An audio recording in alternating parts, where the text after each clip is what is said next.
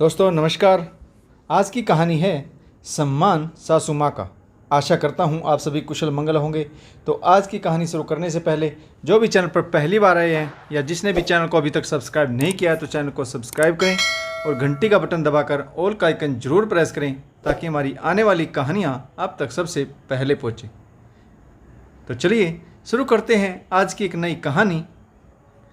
सरोज जी सुबह जल्दी उठकर नहा धोकर पूजा पाठ में लग जाती। उसके बाद एक कप गर्म चाय पीती जिसे वह स्वयं ही बनाती, किसी दूसरे को तकलीफ नहीं देती। आज भी सरोज जी घंटी बजाकर आरती गा रही थी तो उनके बेटे धीरज ने कमरे से बाहर आकर माँ पर फटकार लगा दी। माँ, आपको तो नींद आती नहीं, कम से कम हमें तो चैन से सो लेने दिया करो। सुबह सुबह घंटी लेकर जगराता शुरू कर देती हूँ। धीमे स्वर में आरती गा लिया करो ताकि हमारी नींद खराब ना हो। आपको तो दिन भर कोई काम है नहीं, परंतु हमें ऑफिस में बॉस के आगे पीछे घूमना पड़ता है। बहुत सिरदर्दी है। रात को देर से सोते हैं, सुबह की नींद मुझे बहुत प्यारी है। अपना यह कीर्तन जगराता जरा धीमी आवाज़ में किया करो। धीरज अपनी माँ को यह बातें सुना रहा था तो सुनिधि भी कमरे से बाहर आ गई। उसने देखा कि सासू माँ की नज़रें झुकी हुई।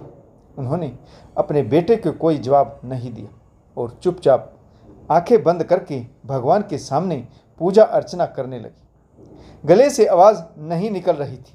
धीरज अक्सर ही अपनी माँ को किसी न किसी बात को लेकर फटकार लगा देता था और यह बात उसकी पत्नी सुनिधि को बिल्कुल भी अच्छी नहीं लगती थी।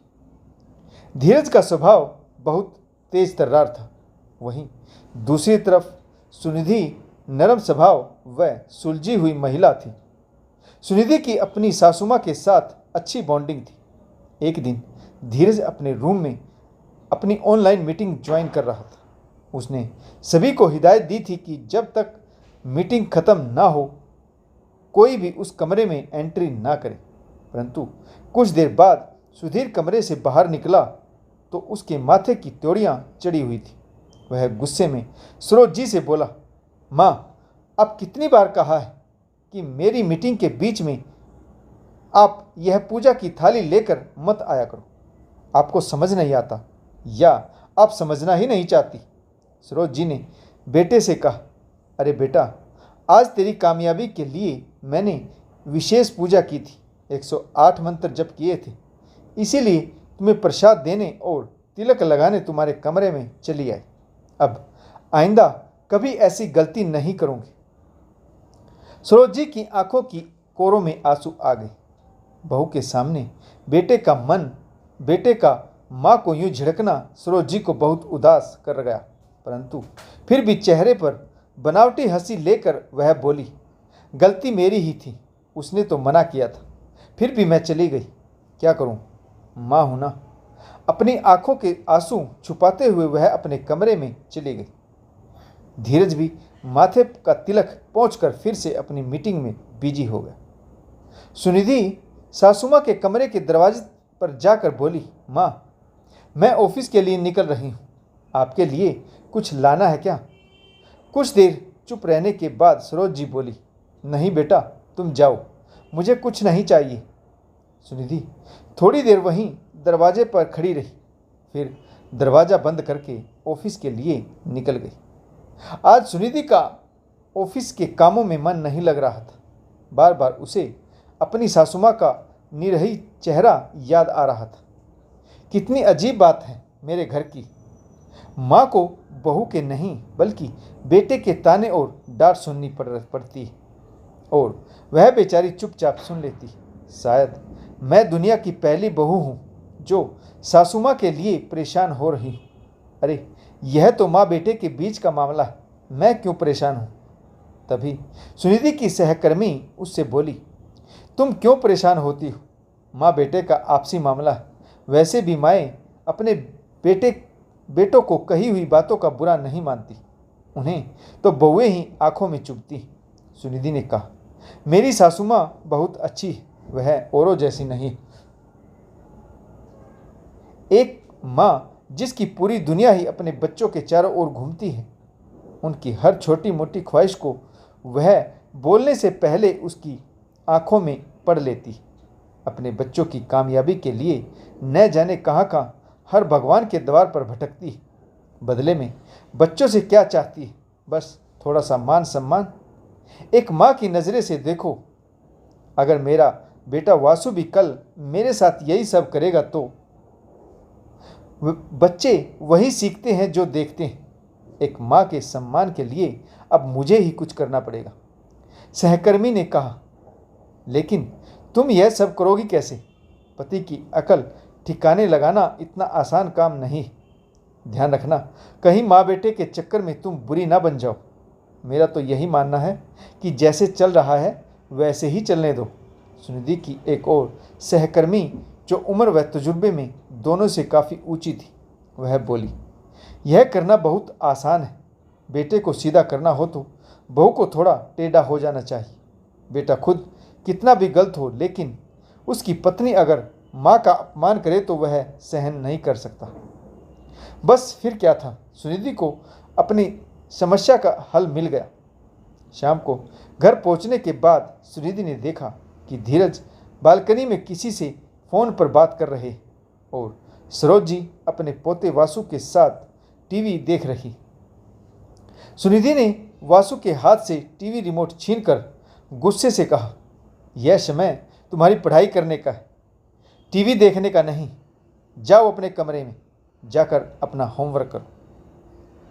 सरोज जी ने अपनी बहू का यह रूप पहली बार देखा था।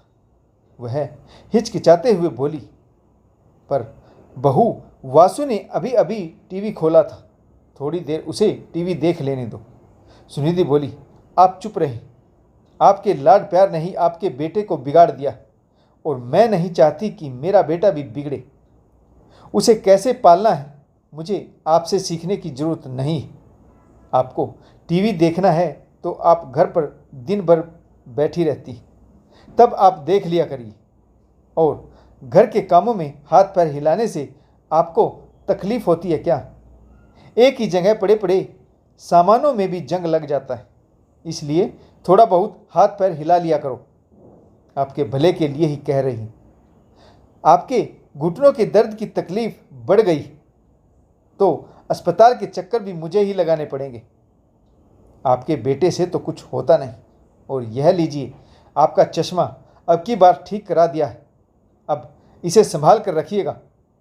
अब की बार टूटा तो अपने बेटे से ही कहकर बनवाना, मुझे मत कहिएगा। सुनिधि ने अपनी सासू माँ को चश्मा पकड़ा दिया और टेबल पर लाकर सब्जी रख दी। यह लीजिए, चश्मा ठीक हो गया है, अब दिखाई ना देने के बहाने छोड़िए, यह सब्जियां काट लीजिए, तब तक मैं चाय बनाती हूँ। धीरज ने बालकनी से अपनी पत्नी सुनिधि को माँ से इस तरह से बेरुखी से बातें करते हुए पहली बार सुना था।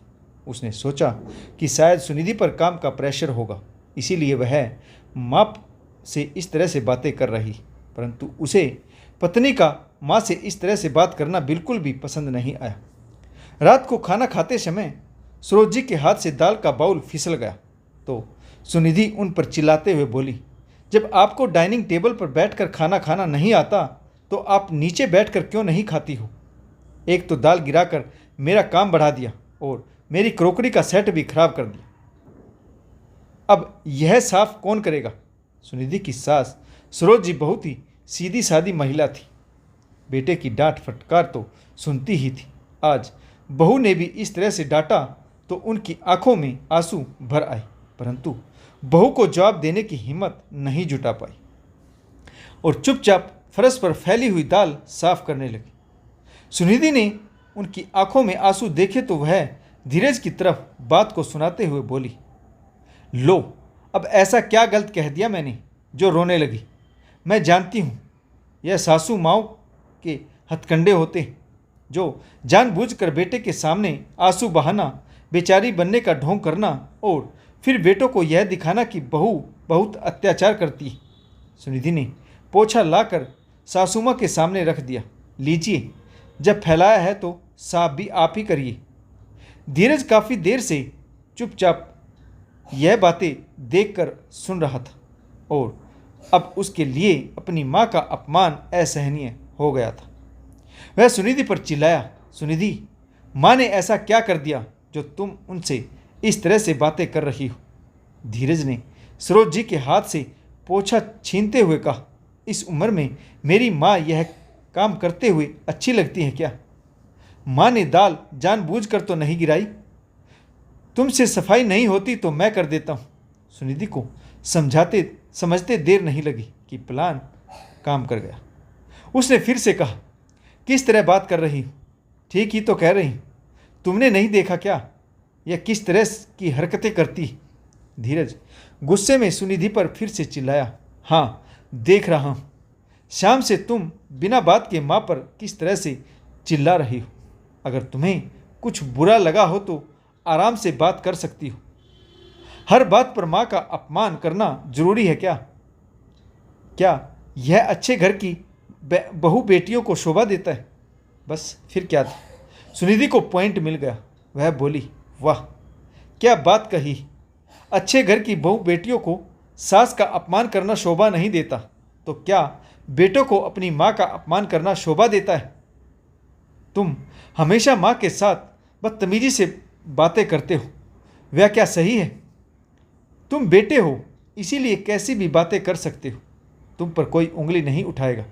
और एक बार बहू ने जो जोर से बोल दिया तो तुम्हारी उंगली उठ गई। मुझे समझने से पहले खुद को समझाओ कि वह माँ है। माँ है वह तुम्हारी। मेरी बातों से ज़्यादा तुम्हारी बातें चुभती हैं, क्योंकि तुम्हें उन्होंने 9 महीने तक अपने गर्भ में रखा, अपना दूध पिलाकर बड़ा किया, तुम्हारी हर छोटी बड़ी ख्वाहिश को पूरा किया, और आज तुम उनसे किस तरह से बातें कर रहे हो? क्या यह कभी सोचा है तुमने? सुनिधि के ऐसा कहने के बाद वहाँ सन्नाटा छा गया। धीरज की नज़रें शर्म से झुक गई। उसे याद आया कि उसने अपनी माँ का बिना सोचे समझे कितनी ही बार अपमान किया है और उनके दिल को कितनी गहरी चोट पहुँचाई है। सुनिधि ने अपनी सास से माफ़ी मांगते हुए कहा, माँ मुझे माफ़ कर दीजिए। मैं आपके साथ ऐसा व्यवहार बिल्कुल भी नहीं करना चाहती थी, परंतु धीरज की अकल ठिकाने लाने के लिए मुझे यह नाटक करना पड़ा। धीरज ने भी अपनी माँ से माफ़ी मांगी। माँ मुझे माफ़ कर दो, मैंने आपका बहुत दिल दुखाया। धीरज की आंखें भी आज नम थी। सरोज जी ने अपने बेटे और बहू को गले से लगा लिया। दोस्तों, माँ का सम्मान तब कम नहीं होता जब बहू उसका सम्मान नहीं करती, बल्कि माँ का सम्मान तब कम होता है जब उनका अपना बेटा ही उन्हें अपमानित करता है। तो दोस्तों, आशा करता हूँ आपको यह कहानी जरूर पसंद आई होगी। तो इस कहानी का कौन सा पात्र आपको सबसे अच्छा लगा कमेंट्स करके जरूर बताइएगा। अगर आपको हमारी कहानियाँ अच्छी लगती हैं तो लाइक करें, शेयर करें और चैनल को सब्सक्राइब जरूर करें ताकि हमारा हौसला बढ़ता रहे। और अधिक कहानियाँ पढ़ने के लिए देखते रहिए युगांतर हिंदी कहानियाँ। तो कहानी पढ़ने के लिए आप सभी का बहुत बहुत धन्यवाद। जय हिंद, वंदे मातरम, भारत माता की जय। जय जवान और जय किसान।